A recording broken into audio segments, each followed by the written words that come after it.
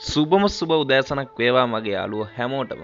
අද ඉතින් පේර අපිට අලුත්ම දවසක් නෙමෙයි. රිලැක්ස්ම දවසක්. අද තමයි සෙනසුරාදා දවස. එනම් පින්වන්ත කුමාරවරු ටික උදේම නැගිටලා තමාගේ බඩ කට සප්පායම් කරගන්න අපගේ දිව්‍ය භෝජනාගාරයට ගමන් කරා. මේ ඉතින් අපි දිව්‍ය භෝජනාගාරයට ගමන් කරන අවස්ථාව. ඉතින් අපි දැන් ඉන්නේ අපේ දිව්‍ය භෝජනාගාරයට යන තැන. එහෙනම් අපි දිව්‍ය භෝජනාගාරය ඇතුළට ගිහින් බලමු කොහොමද ප්ලේස් එක. දැක්කත් බඩ පිරෙනවා. දැක්ක ගමන් බඩ පිරුණා. ඒ සින්දු උනත් කියන්න පුළුවන්. ඉතින් මේ දෙන්නේ අපේ දිව්‍ය භෝජනාගාරය ඇතුළ. නොඑක් જાතියේ විවිධ කෑම වර්ග ඉතින් මෙතන තියෙනවා. හරිම රසවත් ප්‍රණීත කෑම වර්ග තමයි අපේ JP හොස්ටල් එකෙන් දැක ගන්න පුළුවන්. එහෙමනම් කොහොම හරි ඔන්න අපි උදේ කෑම වේලව නම් අවසන්. අද ඉතින් අපිට හරි බිසි දවසක්. අපි ඊළඟ කටයුත්ත තමයි අපේ දිව්‍ය වස්ත්‍රාභරණ සෝදන අවස්ථාව. සෙනසුරාදා ඉරිදා කියන්නේ ඉතින් දිව්‍ය වස්ත්‍රාභරණ හොදන දවස. අපිට නිවාඩු දවසනේ. අද තමයි ඉතින් සතියෙම රෙදි ටික හොදන දවස. උදේම නැගිටලා ඔන්න අපි සෙට් එක රෙදි හේදුවා. ඔන්න එහෙනම් අපි සෙට් එක රෙදි හොදලා රෙදි වනන්නයි යන්නේ. බලමුකෝ කොහොමද කොල්ලන්ගේ රෙදි ටික කියලා. ඔය තියෙන්නේ අන්දර වැට දිගේටම වනලා කොල්ලෝ ටික රෙදි ටික. ඉතින් මේක හොස්ටල් ජීවිතයේ අමුතුම දවසක අමුතුම රහක් තමයි ඉතින්.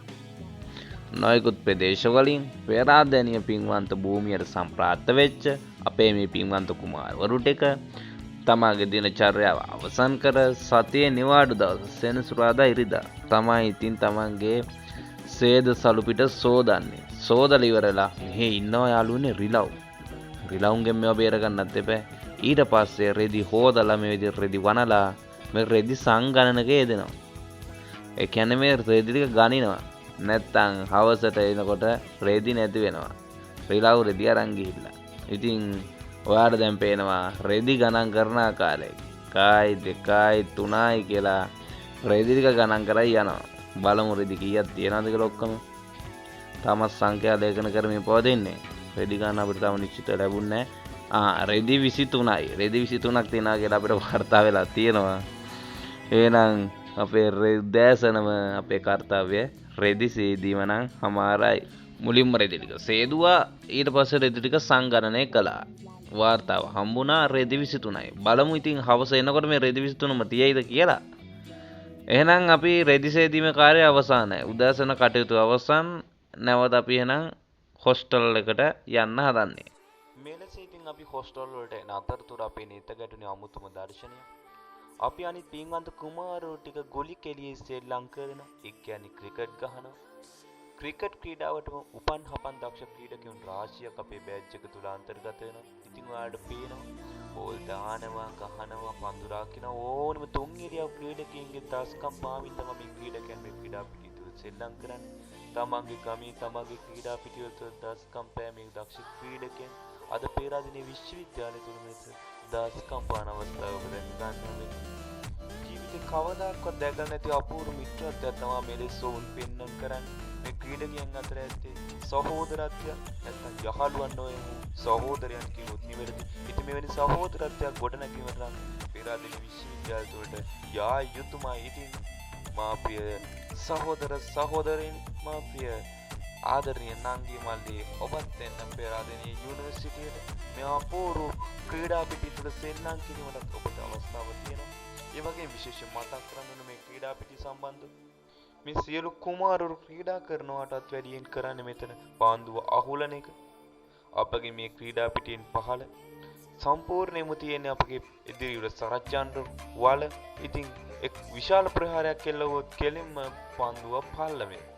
ඉතින් කවුරු හරි බොටමක් ඇදන් ඉන්න කෙනෙක් බාස්සලා තමයි මේ පාන්දුව අරගෙන ආයි සෙල්ලම් කරන්නේ. ඉතින් පැයක් සෙල්ලම් කරොත් විනාඩි 35ක් 40ක්ම පන්දුවර පල්ලෙහෙන් ගේන එක තමයි කරන්නේ. ඉතින් මේකත් සුවිශේෂීම අවස්ථාවක්. ඉතින් එන්න පේරාදෙණියට. ඉතින් මේ අතර සමහර කුමාරවරු කෙලි දොලින් ඉවත් වී තමන්ගේ අධ්‍යාපන කටයුතු නිරත වෙනවා දැක ගන්න පුළුවන්. ඉතින් අපි එවැනි කුමාරයෙක් විසිටයි මේ අවස්ථාවේදී ගමන් කරන බන්නේ මේ ඉන්නේ පින්වත් කුමාරයා. ඉතින් මේ ඔබට දිස්වන්නේ කේරිතුලින් ඉවත් වූ අපේ පාඩේට පමණක් හිත යෙදූ අපේ ආදරණීය සහෝදරී මේ පින්වන්ත කුමාරයා ත්‍රිකුණාමල් දිස්ත්‍රික්කයේ ප්‍රථම ස්ථානීය කිව්වොත් නිවැරදි. ඉතින් මෙවැනි කුමාරවරු රටට සම්පතක් අපේ හොස්ටල් එකට සම්පතක් රැක ගැනීම අපගේ වගකීම. සමහර කුමාරවරු රෙදි සෝදලා පිරිසිදු වෙන අතර තවත් සමහර කුමාරවරු එකතු වී ගුලි කෙලියේ නිරත වෙනවා. ඒ අතරම තවත් සමහරවරු සැගවී තමගේ අධ්‍යාපන කටයුතු නිරත වෙනවා. මේකයි ඉතින් අපගේ හොස්ටල් එකේ තුල තියෙන ජෛව විවිධත්වය. ඉතින් ඒ අතරම සූදුර දැඩි ප්‍රියතාවක් දක්වන අපේ තවත් කුමාරවරු කිහිප දෙනෙක් එකතු වෙලා කාඩ් ක්‍රීඩා කරනවා. මෙසේ කාඩ් ක්‍රීඩා කරනවා, රෙදි සෝදනවා, බෝල් ගහනවා, පාඩම් කරනවා වගේ ඕනෑම දෙයකට දක්ෂ පින්වන්ත කුමාරවරු රාශියක් තමයි අපේ මේ ජේවි හොස්ටල් එක තුල ඉන්නේ. ඉතින් මෙවැනි අත්දැකීම් ලබා ගන්න නම් පින්වත් කුමර කුමරින් සහෝදර සහෝදරනි ඔබත් එන්න පේරාදෙණිය විදුබිමට. ඔබට මේ ශ්‍රීලක දර්ශනයෙන් පෙන්නුම් කරන්නේ කුප්පි සංස්කෘතිය. මොකද්ද මේ කුප්පියක් කියලා කියන්නේ? කුප්පියක් කියලා කියන්නේ බෑජ් එකේ විෂයක් පිළිබඳ දන්න පුද්ගලයා අනිත් නොදන්න පුද්ගලයන්ට ඒ පිළිබඳ කියලා දීම.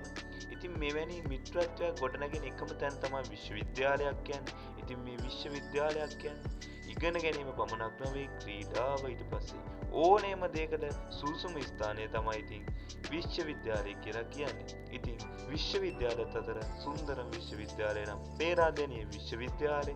ඉතින් ආදරණීය නාංගි මල්ලි සහෝදරිය එන්න මේ විදුබිමට මෙලෙස ජීවිතය ගත කරන්න. ජීවිතේ කව අමතක නොවන යහළුවන් ඒ වගේම අමතක නොවන මතකයන් රසක් එකතු කරගන්න මේකයි සොදුරුම තැන සොදුරුම ස්ථානය. ඉතින් යාළුවනේ මෙලෙස අපේ කාලය ගත වුණා. අපිට නිින්ද ගියා. මොකද උනේ බලමු. නිින්ද ගිහින් ඇහැරෙද්දි මහා කලබගෑනියක් තමයි වෙලා තිබ්බේ. පොද්ද වැස්සක් වැටිලා ඒ ළඟ ඉදුක් කෙනෙක් අපේ රෙදි ටික ඔක්කොම අයින් කරලා දාලා. ඒකයි යාළුවනේ මිත්‍රත්වය. බලන්න නැත්තම් අපේ රෙදි ඔක්කොම තෙමිලා මේ ආදරණීය යාළුවෝ අපේ රෙදි අයින් කරලා අපිට පුදුම සහයෝගයක් ලබා දුන්නේ. ලැබී ඇති සංඛ්‍යා ලේඛන අනුව කිසිදු දෙයක් අඩු වෙලා නැති හැඩයි අපිට පෙනී යන්නේ. ආරක්ෂාකාරී ලෙස සියලුම රෙදි 23ම පරීක්ෂා වෙලා තිබුණා කියලා අපිට මතක් කරලා සිටිනවා. ඉතින් යාළුවනේ මෙලෙසයි අපගේ දවස ගත වූයේ. මේ වෙනකොට යාළුවනේ අපේ හොස්ටල් එකට හොඳටම රෑ වෙලා. දැන් වෙලාව 6:25ටත් වැඩි. ඉතින් රෑ වුණාම මෙන්න මේ විදිහට තමයි අපේ හොස්ටල් එක දිස් වෙන්නේ. අද එළිය ලයිට් දාලා නැහැ තාම. ලයිට් දැම්මම නම් විඩිය ලස්සනට දිස්සෙනවා. ඔය තියෙන්නේ අපේ හොස්ටල් එක.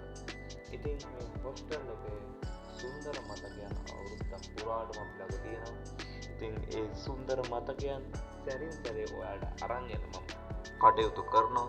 එහෙනම් අදට ගෙන් එන්නම් යාළුවනේ මේ සුන්දර පෙරාදෙණිය පුදබිමේ සිට. එහෙනම් සියලු දෙනාටම ජයෙන් ජයම වේවා. සබ්ස්ක්‍රයිබ් පාරක් දාලා ලයික් පාරක් දාලා ෂෙයා කරගෙන යන්න ආදරෙයි.